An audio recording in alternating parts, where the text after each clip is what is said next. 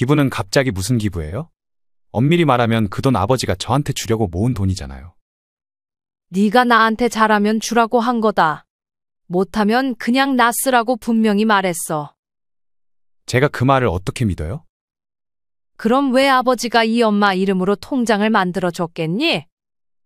제가 못한 건 또 뭐가 있어요? 가슴에 손을 얹고 엄마한테 잘했다고 할 수 있니? 잘하진 못했어도 못한 건 없잖아요. 네가 못한 거 하나하나 다 말해볼까? 방금 대화 속 주인공 72세 양순옥 할머니와 그의 아들 조윤철입니다. 이날 아들 윤철은 아버지가 모아놓은 현금 10억에 대한 얘기를 양 씨에게 꺼냈습니다. 이 돈은 몇 년 전 양 씨의 남편이 세상을 떠나기 전에 아내에게 맡겼던 돈이었습니다. 하지만 얼마 전 양 씨는 이 돈을 아들에게 주지 않고 자기 쓸 돈 외에 전부 기부하기로 마음먹고 이미 기부할 단체와 얘기도 끝난 상태였습니다. 이 소식을 알게 된 아들은 당장 엄마에게 큰 소리를 쳤습니다. 정 기부하시려면 반 정도만 하시고 반은 저 주셔야 하는 거 아니에요? 안 그래도 반 정도만 기부하고 반은 내가 쓸 거다. 엄마가 그 큰 돈을 다 어디다 쓰시게요? 다 쓸 때가 있다. 양 씨는 단호하게 말하고 방으로 들어가 문을 걸어 잠그고 더 이상 할 얘기 없다며 아들을 돌려보냈습니다. 과연 양 씨는 왜 이토록 아들에게 단호하게 대해야 했을까요? 지금부터 양 씨의 이야기를 들려드리겠습니다. 양 씨는 어린 시절 가난한 집안의 막내딸로 태어났습니다. 집은 가난했지만 양 씨의 부모님은 아들과 딸을 가리지 않고 아낌없이 사랑을 베풀었습니다. 그중 막내딸이었던 양 씨를 아버지가 유난히 예뻐했습니다. 양 씨의 아버지는 양 씨가 결혼을 하지 말고 쭉 자기와 살기를 바랬습니다. 그렇게 조금 늦은 나이까지 양 씨는 시집을 가지 않았는데 양 씨의 어머니가 나중에 혼자 남게 될 양 씨가 안쓰러웠는지 남편을 설득해 결국 양 씨는 중매로 시집을 가게 되었습니다. 양 씨의 남편은 양 씨가 시집을 갈 무렵 어머니와 함께 양계장을 운영하고 있었습니다. 양 씨의 시어머니는 양 씨의 부모님과 마찬가지로 양 씨를 아주 예뻐했습니다. 그래서 양 씨를 그냥 집에서 살림만 맡기고 절대 양계장에서 일하게 하지 않았습니다. 양 씨의 시어머니는 양 씨를 정말 친딸처럼 아껴주었습니다. 하지만 받았던 것을 돌려주기도 전에 양 씨가 시집 온 지 2년도 되지 않아 시어머니는 세상을 떠났습니다. 양 씨는 시어머니를 알게 된 지 얼마 되지 않았지만 그 짧은 시간 동안에도 양 씨는 시어머니의 마음을 전부 느낄 수 있었습니다. 양 씨의 남편은 어머니가 돌아가시자 매우 슬퍼했습니다. 양 씨는 그런 남편을 위로했고 남편을 도와 시어머니의 빈자리를 채워주려 양계장에 일을 나가기 시작했습니다. 처음에는 적응이 매우 힘들었습니다. 시끄러운 소리와 냄새, 양 씨는 양계장 첫날에는 1시간도 일하지 못했습니다. 하지만 갈수록 적응을 했고 그렇게 시어머니를 대신해 남편과 양계장을 운영하며 꽤 많은 돈을 모을 수 있었습니다. 이후 양 씨는 남편과 함께 아들 윤철을 낳았습니다. 양 씨와 남편 모두 아끼는 성격이었어서 돈을 은행에 차곡차곡 모아두었고 나중에 아들을 위해 물려줄 생각을 하고 있었습니다. 그렇게 시간이 흘러 아들은 어느덧 성인이 되었습니다. 아들은 대학에 들어가지 않고 곧바로 취업을 선택했고 취업을 하자마자 독립했습니다. 이맘쯤 남편은 건강이 안 좋아졌고 양 씨는 그런 남편을 돌봐야 했기에 양계장을 넘길 생각을 하고 있었습니다. 양 씨와 남편은 처음에 아들이 이 일을 대신 해줬으면 싶었습니다. 양 씨는 이 일을 넘겨받으면 일은 고단하지만 돈을 어느 정도 벌 수 있다며 아들을 설득했습니다. 하지만 아들은 지금 사는 서울을 벗어나고 싶지 않아 했고 괜히 가오가 떨어진다며 양계장 물려받는 것을 거절했습니다. 양 씨는 아들의 뜻을 남편에게도 전달했고 결국 그 근처에 살던 성실한 청년에게 양계장을 넘겨줬습니다. 양계장을 넘기면서 꽤 많은 돈을 받았던 양 씨와 남편은 그 돈으로 서울에 있는 작은 오피스텔을 구매했습니다. 평수는 작았지만 위치가 좋아 월세도 넉넉하게 받을 수 있었습니다. 그동안 모아놓았던 돈과 월세를 받으며 이제는 더 이상 양 씨는 일을 하지 않아도 됐습니다. 양 씨는 그렇게 아픈 남편을 돌보는 것에 많은 시간을 쏟았습니다. 양 씨의 아들은 어릴 때까지만 해도 아버지의 말을 아주 잘 따랐습니다. 아버지가 하는 건 뭐든 따라했고 무슨 힘든 일이 있을 때면 아버지에게 먼저 가서 조언을 구했습니다. 워낙 체격도 컸던 양 씨의 남편이었기에 아들의 눈에는 그런 아버지가 슈퍼맨처럼 느껴졌던 것 같았습니다. 하지만 이제는 병상에 누워있는 시간이 길어지고 아들도 나이가 들면서 가치관이 생기자 아들은 아버지를 대하는 태도가 조금 달라지기 시작했습니다. 윤철아, 오늘 간만에 니네 아버지 모시고 외식이나 할까? 아, 네, 알겠어요. 제가 태우러 갈게요. 양 씨의 남편은 이제 휠체어가 없으면 걸을 수가 없어 양 씨와 아들은 낑낑대며 아버지를 차에 태웠습니다. 그러고는 예약한 식당으로 향했습니다. 그래도 아직 말을 할 수 있었던 양 씨의 남편은 아들에게 안부를 물었습니다. 요샌 힘든 거 없어? 힘든 거야 많죠. 아빠한테 얘기해봐. 힘든 거 말해서 뭐해요. 얼른 식사하세요. 아들은 말해봤자 입만 아프다는 듯 대화 화제를 넘겼습니다. 양 씨는 익숙하게 남편에게 밥을 먹여줬고 이제 남편은 양 씨가 먹여주는 음식마저도 반은 흘려버리고 말았습니다. 아들은 그런 모습이 조금 보기 불편하고 비위가 상했는지 음식을 먹다가 말았습니다. 왜 그것만 먹어? 더 먹지 않고. 양 씨가 아들에게 물었습니다. 배불러요. 이제 얼른 들어가요. 모처럼 나온 외출인데 아들은 일이 생겼다며 얼른 들어가자고 재촉했습니다. 그런 아들의 말에 양 씨는 남편을 챙기느라 밥을 얼마 먹지도 못하고 계산을 하고 식당을 나와야 했습니다. 양 씨네 집과 아들이 사는 곳은 차로 10분 정도 거리에 떨어져 있어 멀다면 멀고 가깝다면 가까운 위치였습니다. 아들은 일이 바쁘다는 핑계로 양 씨네에게 잘 찾아오지 않았고 양 씨와 남편은 그저 멀리서 아들을 응원했습니다. 양 씨의 남편은 건강이 점점 더 안 좋아져 이제는 휠체어를 타고 어디 나가기도 힘들어졌고 거의 누워서 생활해야 했습니다. 그런 남편을 보는 양 씨도 매우 고통스럽고 안쓰러웠습니다. 이맘쯤 아들은 양 씨네에게 좋은 소식을 전했습니다. 엄마, 저 결혼할 여자 생겼어요. 조만간 소개시켜 드릴게요. 아이고, 그러니? 잘 됐네. 아들은 엄마만 해서 셋이 같이 밥을 먹자고 했습니다. 그럼 네 아버지는? 아빠는 이제 외출도 못하는데 여기 병원에 와서 한번 인사하는 게 어떻겠니? 아들은 양 씨의 말을 듣고는 조금 난감해했습니다. 네 아버지가 보면 아주 기뻐할 거야. 아직 아버지가 아프다는 얘기를 못해서요. 괜히 간호할 사람 있으면 여자친구가 부담스러워할 수도 있을 것 같고요. 여자친구 부모님도 그렇고요. 그렇다고 아버지 아프다는 사실을 숨길 순 없잖아. 일단 알겠어요. 제가 다시 연락드릴게요. 아들은 얼마 안가 예비 며느리와 함께 양 씨와 남편이 있는 병원으로 왔습니다. 양 씨는 병원 호수를 아들에게 전했고 아들과 예비 며느리는 노크한 후 병실로 들어왔습니다. 양 씨의 남편이 있는 병실은 여러 명이 함께 사용하는 병실이었습니다. 사실 1인실에도 들어갈 수 있었지만 남편이 혼자 있는 것보다 함께 있는 곳을 선호했고 양 씨도 다른 보호자들과 안부를 묻고 하는 것이 더 좋았습니다. 하지만 아들과 며느리는 괜히 낯설어 조금 불편해하는 듯 했습니다.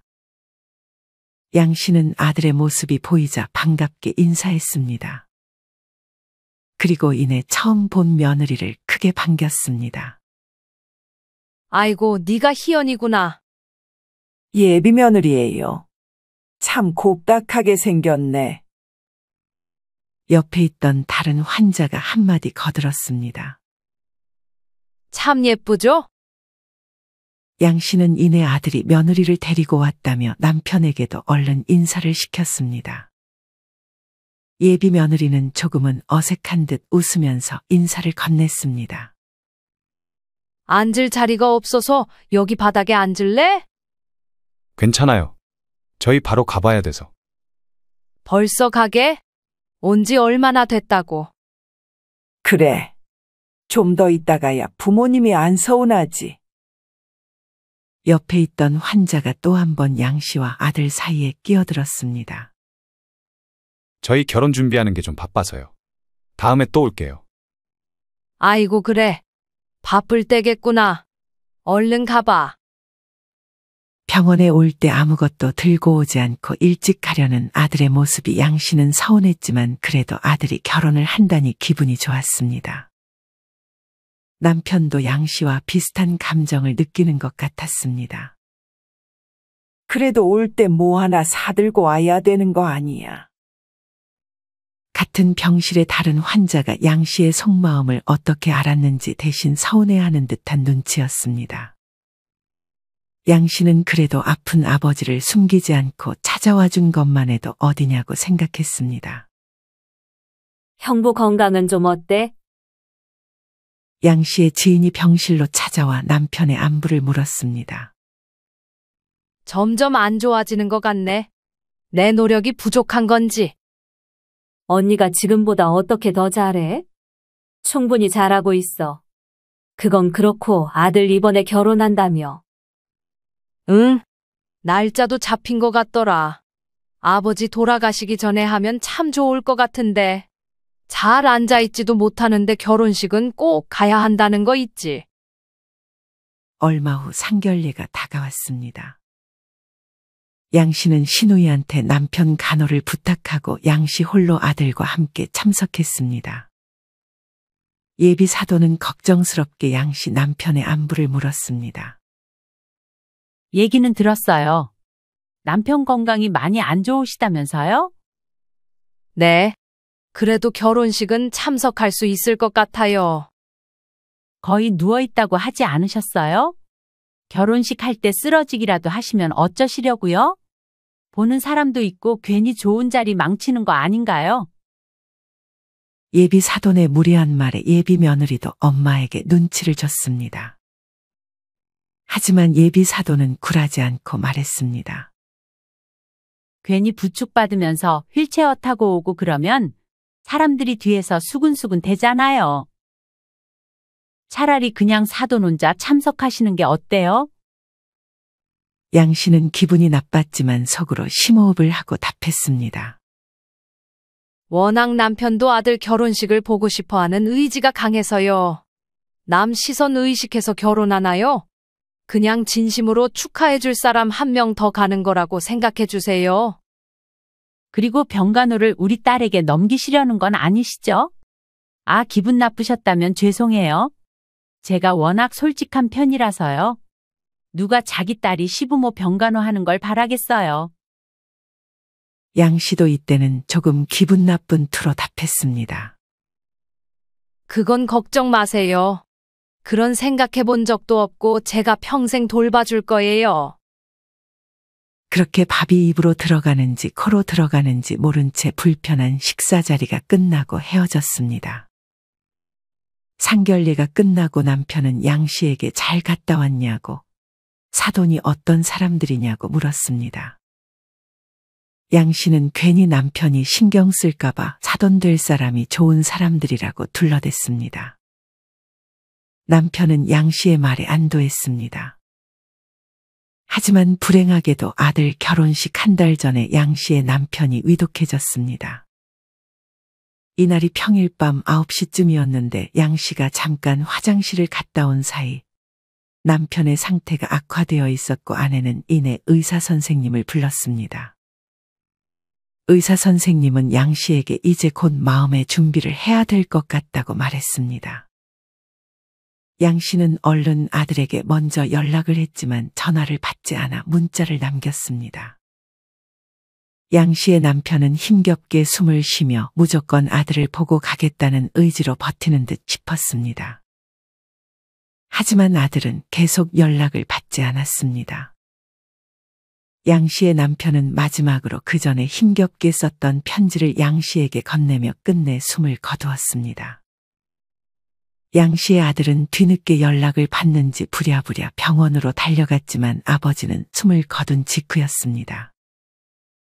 양 씨는 아들에게 왜 이제야 왔냐고 따지다 이내 부질없음을 느꼈는지 아버지에게 인사하라고 했습니다. 아들은 꽤 덤덤하게 아버지와 마지막으로 인사하고 다시 집으로 돌아갔습니다. 양 씨는 아들이 자신 곁에 있어주길 바랬지만 아들은 내일 회사에 중요한 프로젝트가 있다며 집으로 돌아갔습니다. 그래서 그런데 장례식 날짜를 좀 미루면 안 될까요? 저희 이제 곧 결혼식도 있잖아요. 양 씨는 말도 안 되는 소리라며 바로 장례 절차를 밟을 거라고 아들에게 말했습니다. 아들은 양 씨의 표정을 보고 꺾을 수 없다고 생각했는지 알겠다고 했습니다. 아들은 다음 날 오후가 돼서야 양 씨에게 얼굴을 비쳤습니다. 양 씨는 정신없이 장례식을 치렀습니다. 그렇게 조문객을 봤는데 예비 며느리의 얼굴은 보이지 않았습니다.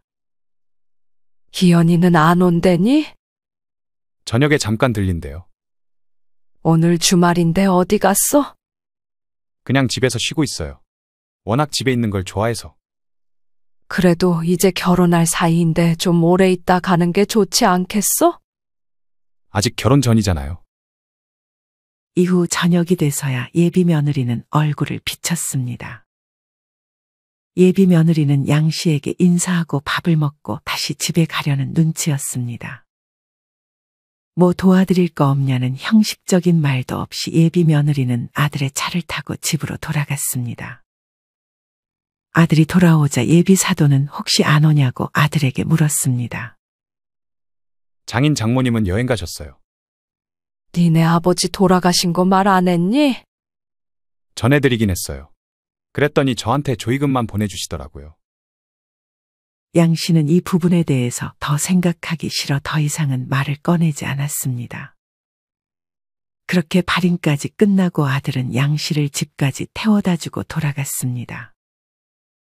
아들은 이미 마음의 준비를 끝냈는지 아버지의 죽음을 크게 슬퍼하지 않는 듯 보였습니다. 양 씨는 아들이 그렇게 힘들어하지 않으니 오히려 다행이라는 생각도 들었습니다. 양 씨는 그렇게 쓸쓸히 집으로 돌아왔습니다. 남편이 병원에 있을 때 집에는 오랜 시간 있지 않아서 집이 조금은 낯설게 느껴지기도 했습니다. 그렇게 도착한 집안은 참으로 고요했습니다. 양 씨는 그간 정리하지 못했던 집을 먼저 정리했습니다. 그렇게 정리를 끝내고도 양 씨는 무언가 할 일을 찾았습니다. 아니, 할 일을 찾아야 했습니다. 안 그러면 양 씨의 마음은 곧장 모래성처럼 무너져 내릴 것만 같았습니다. 양 씨는 그간 밥을 잘 먹지 못해 허기가 밀려왔습니다. 그러고는 냉장고에 언제 사둔지도 모를 반찬들을 꺼내 밥을 먹었습니다. 그리고 배가 부르자 이내 참을 수 없는 공허함이 몰려왔습니다. 양 씨는 그제서야 이제 남편이 없음을 실감하고 한참 동안 그 자리에서 눈물을 흘렸습니다. 이후 아들의 결혼식이 다가왔습니다. 예비 사도는 양 씨의 남편이 떠난 후에 안부 인사도 없이 그저 해맑게 양 씨에게 인사했습니다. 양 씨는 그런 사돈을 애써 무시하고 아들을 축하했습니다. 아들을 보니 남편 생각이나 이날도 양 씨는 흐르는 눈물을 참을 수 없었습니다. 그렇게 결혼을 하고 나서 아들은 뭐가 그렇게 바빴는지 양 씨에게 얼굴을 비추는 일이 거의 없었습니다. 양 씨는 내심 혼자 남겨진 자신을 아들이 잘 챙겨줄 줄 알았지만 그건 그저 양 씨의 기대였습니다. 양 씨는 그냥 아들에게 바라지 말자 생각할 뿐이었습니다. 이후 어버이날 하루 전에 아들이 양 씨에게 점심을 사주겠다며 연락이 왔습니다. 양 씨는 거의 집에만 있다가 간만에 외출 준비를 했습니다. 양 씨는 아들이 예약한 식당에 먼저 들어가 앉아 있었습니다. 양 씨는 내신 며느리도 같이 올 것이라 생각했지만 아들 혼자 식당에 들어왔습니다. 혼자 왔어? 오늘 주말인데 희연이는 뭐 하고?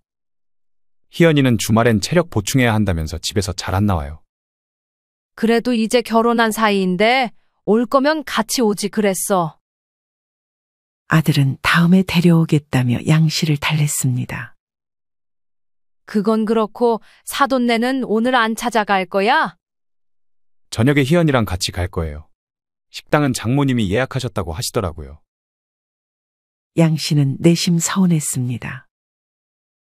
같은 어버이날인데 자기한테는 아들만 오고 사돈한테는 아들 며느리가 함께 간다니 뭔가 무시받는다는 느낌을 지울 수 없었습니다. 이후 양 씨의 시아버지 제사가 다가왔습니다. 양 씨는 남편이 세상을 떠나고 나서 시누이들과 사이가 안 좋아져서 남편의 형제들은 시아버지의 제사에 참석하지 않았습니다. 양 씨의 시누이는 양 씨의 남편이 아플 때 병간호를 조금 해줬다는 이유로 많은 것을 요구했고, 양 씨는 병간호 해준 것 이상으로 돈을 주긴 했지만 그걸로 만족하지 않는 시누이들은 더 많은 재산을 받기를 원했습니다. 하지만 양 씨는 시누이들의 요구를 들어줄 이유가 없었습니다. 만만하게 봤던 양 씨가 재산을 나눠주지 않자 시누이들은 화가 나 더 이상 제사에도 찾아오지 않았던 것이었습니다. 양 씨는 이내 아들에게 연락했습니다. 다음 주 할아버지 제사인데 올 수 있겠니? 토요일인데. 아, 네. 갈게요. 아들은 조금 귀찮아하더니 가겠다는 말을 남겼습니다. 아들은 이날도 혼자 참석했습니다. 이젠 혼자 왔냐고 물어보는 것도 그만해야겠다 싶어 양 씨는 아들과 함께 조용히 제를 지냈습니다. 양 씨는 아들에게 다음 주 금요일에 시간 괜찮냐고 물었습니다. 다음 주 금요일에 엄마 생일인데 시간 괜찮아? 다음 주 금요일이요? 잠시만요. 아들은 이내 핸드폰에서 일정을 확인하는 듯 싶었습니다. 아, 어쩌죠. 그날 희연이네 외할아버지 제사가 있어요. 너는 희연이네 할아버지 제사까지 전부 참석하는 거야? 양 씨는 잘 이해가 되지 않았습니다. 어버이날에도 그렇고 할아버지 제사도 그렇고 본가일에는 아들만 참석하고 며느리 쪽 일에는 아들과 며느리 모두 참석하는 것이 도무지 이해가 가지 않았습니다. 똑같은 할아버지 제사인데 우리 쪽은 며느리가 안 오는데 처가 쪽은 사위인 너도 가고 하는 건 좀 그렇지 않니? 저희 장모님이 워낙 그런 거에 예민하셔서요. 제가 안 가면 많이 서운해하세요. 사실 양 씨는 크게 티를 안 냈지만 서운한 건 마찬가지였습니다. 아들은 양 씨의 마음을 읽었는지 다음 달에 있었던 아버지의 첫 제사의 며느리를 데리고 찾아왔습니다. 양 씨는 별 기대하지 않았는데 며느리가 오자 반가웠습니다. 하지만 며느리의 표정은 그리 좋지 않았습니다. 오늘 희연이 몸이 좀 안 좋니? 양 씨는 아들에게 조심스럽게 물었습니다. 그냥 오늘 좀 피곤한가 봐요. 며느리는 뭐가 마음에 안 들었는지 제사를 지내는 내내 한마디도 하지 않았습니다. 음식 많이 했는데 좀 싸갈래? 아니에요. 시간도 늦었고 저희 얼른 들어가 볼게요. 그래, 고생했다. 얼른 들어가 봐. 아들은 집을 떠나기 전에 양 씨에게 물었습니다. 엄마, 근데 이제 제사는 좀 없애도 되지 않아요? 안 그래도 이제 아버지 제사 빼고는 다 안 지내려고. 아버지 제사도 굳이 지낼 필요 있어요? 그냥 아버지 기일 다가오면 마음속으로 아버지 기억하면 되죠. 엄마도 딱 엄마까지만 할 생각이야. 그게 아니라 매번 이렇게 오는 것도 좀 그래서요. 매번 오는 게 그렇다니. 1년에 딱 한 번뿐인데. 평일일 때는 그날 하루가 힘들어서요. 일단 알겠어요. 1년 365일 중 하루, 그것도 차로 10분 거리인데 이것조차 힘들어하는 아들에게 양 씨는 내심 서운했습니다. 시간이 흘러 양 씨도 남편이 없는 삶에 익숙해져 가고 있었습니다. 양 씨는 소일거리를 하며 가끔 지인을 집으로 초대해 외로움을 달랬습니다. 아들은 뭐가 그리 바쁜지 1년에 한두 번 얼굴 보기도 힘들었습니다. 명절에만 아들은 얼굴을 비쳤고 어느 순간 추석에는 여행을 간다며 오지 않았습니다. 양 씨는 그냥 아들을 남이라고 생각하려 노력했습니다. 그렇게 시간이 흘러 다시 한번 양 씨 남편의 제사가 다가왔습니다. 양 씨는 아들에게 한 달 전에 아버지 제사 날짜를 말해줬고 일주일 전에도 잊어버릴까봐 말해줬습니다. 그리고 제사 당일 양 씨는 다시 한번 낮에 아들에게 전화했습니다. 오늘 아버지 제사인 거 잊지 않았지? 이날은 토요일이었기에 날짜도 괜찮았습니다. 아, 오늘이었어요? 아들은 마치 처음 듣는 듯한 반응을 보였습니다. 내가 한 달 전에도 말해주고 일주일 전에도 말했잖아. 아들은 옆에 누가 있는 듯 잠깐 속삭이더니 양 씨에게 말했습니다. 어쩌죠? 저희 지금 해외로 여행 왔는데. 무슨 소리야? 지금 한국이 아니라고? 네. 저희 어제 와서 내일 귀국할 거예요. 어디로 여행 갔는데? 일본이요. 아들은 자꾸만 옆에서 누군가 시키는 말을 그대로 하는 듯 약간 부자연스럽게 말을 더듬었습니다. 양 씨는 그냥 하루 일찍 오늘 귀국할 수 없냐고 물었습니다. 저 혼자 온 게 아니라서요. 누구랑 갔는데? 희연이랑 왔어요. 그 순간 옆에서 아들을 찰싹 때리는 소리가 들렸습니다. 아들은 당황했는지 양 씨의 전화를 급하게 끊었습니다. 나중에 알고 보니 옆에는 며느리가 있었는데 자기랑 여행 갔다는 걸 알게 되면 양 씨가 자기를 어떻게 생각하겠냐며 양 씨의 아들을 나무랐던 것이었습니다. 이후 다시 아들에게서 전화가 왔습니다. 희연이가 아니라 친구들이랑 여행 왔어요. 아무튼 죄송해요. 다음에는 무조건 참석할게요. 양 씨는 참으로 씁쓸했습니다. 집에 오는 사람이 없으니 제사상을 차리는 것도 매우 힘들었습니다. 양 씨는 그렇게 힘들게 제를 지내고 얼른 상을 정리했습니다. 그리고 마음이 울적해 동네를 산책했습니다. 그러던 중 야외 테이블에서 술을 마시는 익숙한 얼굴들이 보였습니다. 양 씨는 설마 했습니다. 양 씨는 익숙한 얼굴을 확인하고자 조금 더 가까이 향했습니다. 양 씨의 눈에 비친 사람은 바로 아들과 며느리였습니다. 아들과 며느리는 양 씨가 사는 이 동네까지 와서 친구들과 술을 마시고 있었습니다. 양 씨의 아들은 아버지 제사라 엄마가 이 시간에 밖에 나올 리가 없다고 생각했는지 큰 소리로 떠들고 있었습니다. 양 씨는 조용히 다가가 아들네가 하는 대화를 엿들었습니다. 너네 오늘 아버지 제사라고 하지 않았어? 집도 이 근처인데 얼굴은 보고 와야 되는 거 아니야? 그나마 아들의 친구 중 개념 있는 친구가 아들에게 옳은 말을 했습니다. 요새 제사를 누가 지내? 그거 얼핏 듣기로는 중국에서 내려온 문화 아니야? 옆에서 며느리가 아들의 말에 동조하는 말을 꺼냈습니다. 아무리 그래도 여행 갔다고 거짓말하는 건 좀 심했다. 토요일은 놀아야지. 일주일에 하루밖에 없는 날인데. 술이나 마시자. 양 씨는 그런 아들의 말에 큰 배신감을 느꼈습니다. 그래도 우리 할아버지 제사에는 꼭 와야 돼. 안 그럼 우리 엄마가 나한테 얼마나 잔소리를 하는데. 처가 쪽 제사는 토요일이라도 참석해야지. 제사를 안 갈 거면 양쪽 다 가지 말던지. 제사는 싫다면서 처가 쪽 제사는 다 참석하고 자기 아버지 제사에는 이렇게 엄마에게 여행 갔다고 거짓말까지 하면서 오지 않는 아들이 참으로 괘씸했습니다. 양 씨는 다시 집으로 돌아갔습니다. 그러고는 남편이 아들이 양 씨에게 효도하면 물려주라고 했던 통장을 꺼냈습니다. 그 통장 안에는 무려 10억 원이 들어 있었습니다. 양 씨는 아들이 손주를 낳으면 이 돈을 물려줄 생각이었습니다. 하지만 양 씨는 이 돈을 그냥 아들에게 물려주지 않기로 결심했습니다.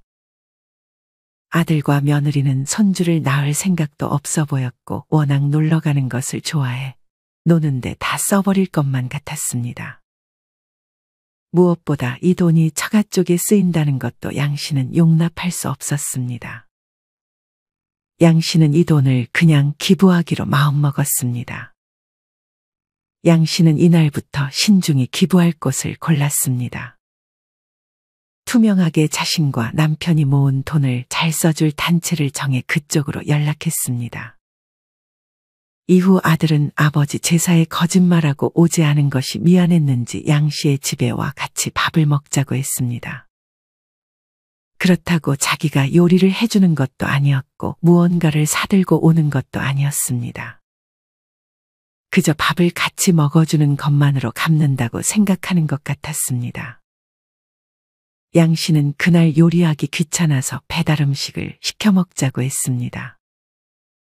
아들은 그런 양 씨의 말에 오히려 신나서 배달 음식을 시켰습니다. 결제할 때가 되자 양 씨는 화장실로 들어가 버렸습니다. 아들이 엄마를 부르는 소리에 양 씨는 대답하지 않고 핸드폰으로 노래 소리를 크게 틀었습니다. 양 씨는 조금 있다가 거실로 나왔습니다. 음식 도착했구나. 아들은 조금 기분이 안 좋은 듯 했지만 밥을 맛있게 먹었습니다. 그렇게 밥을 먹다가 양 씨가 기부하려던 곳에서 전화가 왔습니다. 양 씨는 얼른 방으로 들어가 전화를 받았습니다. 밥을 먹다 급하게 받은 전화라 방문을 잘 닫지 못했습니다. 엄마가 무슨 대화를 하나 궁금했던 아들은 살금살금 다가와 엄마의 통화 내용을 몰래 엿들었습니다. 아들은 엄마가 큰 돈을 기부하려는 사실을 알았습니다. 그러고는 아무것도 듣지 못한 척 자리로 돌아가 다시 밥을 먹었습니다. 그때부터 아들은 생각이 많아 보였습니다. 아들은 일단 집으로 돌아갔습니다. 하지만 얼마 안 가 다시 양 씨의 집에 찾아왔습니다. 빨리 손을 쓰지 않으면 양 씨가 큰 돈을 전부 기부해버려 자기는 아무것도 받지 못하게 될 걱정을 했기 때문이었습니다. 아들은 이날 며느리를 데리고 왔고 며느리는 정말 다른 사람처럼 요리를 해주겠다며 저녁을 차려줬습니다. 그렇게 밥을 먹으면서도 양 씨는 의심했습니다. 이내 며느리는 먼저 가보겠다며 일어섰고 아들은 양 씨와 술을 한 잔 마시자고 했습니다. 양 씨는 일부러 술을 많이 마시지는 않았습니다. 술이 어느 정도 들어가자 아들이 본색을 드러내기 시작했습니다. 엄마, 아버지랑 모아놓은 돈 있으셨어요? 아들은 어떻게 그 돈을 모았는지 물었습니다. 양 씨는 솔직하게 아버지랑 같이 일해서 나중에 너 손주 나오면 주려고 모은 돈이라고 했습니다.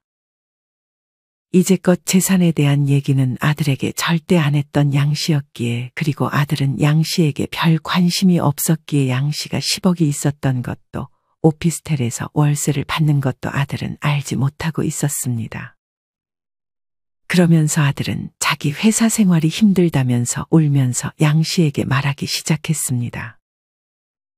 그리고 양 씨가 기부하려 했던 그 돈만 있으면 자기가 정말 편하게 살 수 있을 것 같다며 양 씨가 기부하는 대신 자신에게 돈을 물려주기를 바랬습니다.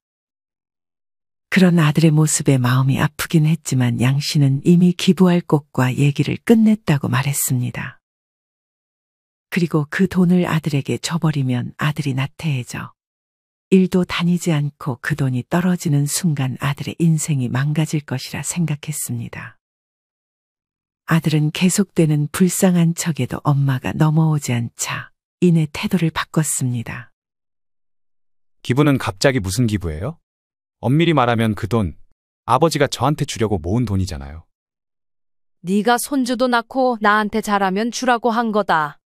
못하면 그냥 나 쓰라고 분명히 말했어. 제가 그 말을 어떻게 믿어요? 아들은 그 돈이 자기 돈인 마냥 양 씨를 쏘아붙였습니다.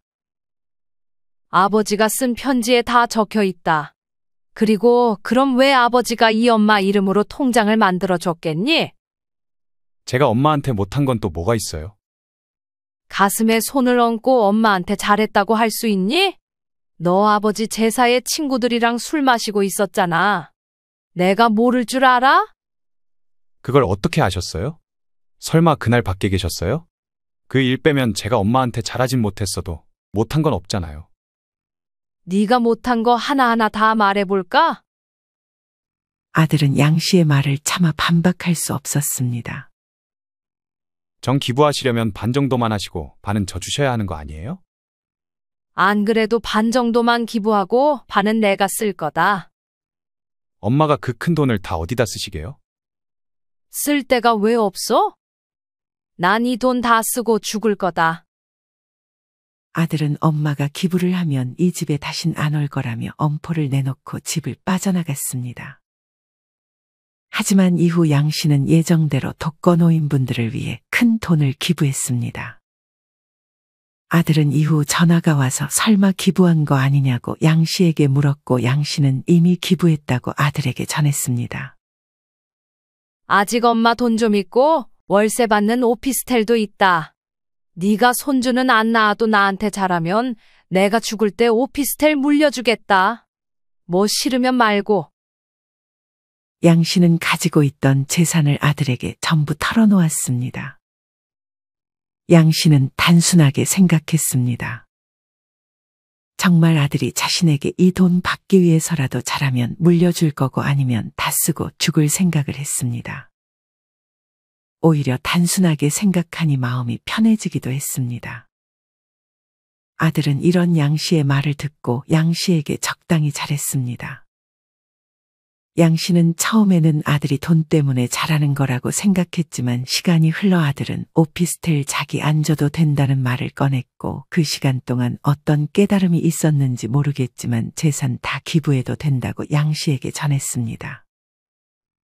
양 씨는 이런 아들의 태도에 놀랐습니다. 양 씨가 넘어오지 않자 이런 방법을 선택한 건지 아들의 진심을 알 수는 없었지만 그래도 양 씨는 살아있을 적에 아들에게 재산을 물려줄 생각은 없었습니다. 이후 어떻게 될지 모르지만 양 씨는 그저 하루하루에 충실하며 평안한 노후를 보내고 있습니다. 여러분은 이런 양 씨의 이야기를 어떻게 들으셨나요? 물론 제사가 없어지는 추세이긴 하지만 처가 제사는 다 참석하면서 자기 아버지 제사에는 거짓말하며 안 오는 아들에게 큰 배신감이 느껴지는 것은 어찌 보면 당연하다는 생각이 듭니다. 물론 위치가 너무 멀다면 평일에 제사에 참석하기는 조금 어려울 수 있습니다. 하지만 여러분은 만약 자식이 비교적 가까운 거리에 살고 있다고 가정했을 때 처가 제사만 챙기고 본가 제사에는 소홀한 아들이 있다면 어떻게 대처하셨을 것 같으신가요? 이와 관련하여 여러분의 자유로운 생각들을 댓글로 남겨주세요. 이상으로 오늘의 영상을 마치겠습니다. 우리 모든 구독자분들의 행복한 여생을 응원합니다. 다음에 더 좋은 내용으로 찾아뵙겠습니다. 감사합니다.